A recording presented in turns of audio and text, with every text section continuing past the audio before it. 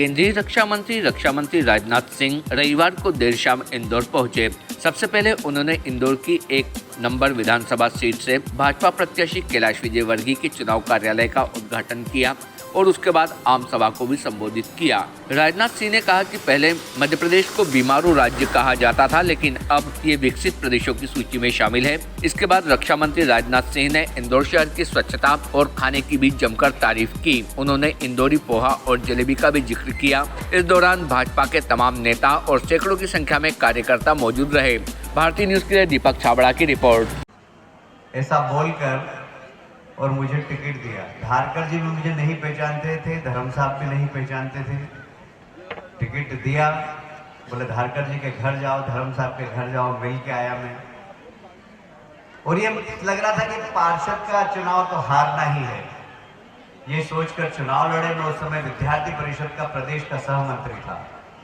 अनिल दवे हमारे मित्र थे, आलोक दवे उस समय विद्यार्थी परिषद के कार्यकर्ता थे।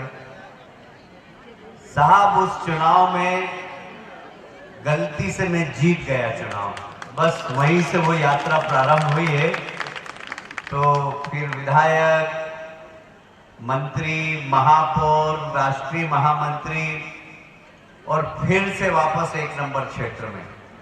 मेरा सौभाग्य है 1 नंबर क्षेत्र में सबसे ज्यादा धार्मिक स्थान है और सबसे ज्यादा संत है, और ये सारे संत यहाँ पर बैठे हुए हैं। आप सबके चरणों में मैं प्रणाम करता हूँ।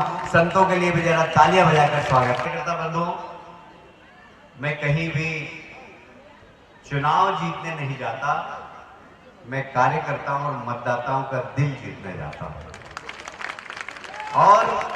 और इसीलिए कमल जी ने कहा कि जिस चुनाव क्षेत्र से मैं लड़ा वो अयोध्या हो गई, वह भारतीय जनता पार्टी की हो गई। इसलिए कि वहां पर काम करना, कार्यकर्ताओं को खड़ा करना।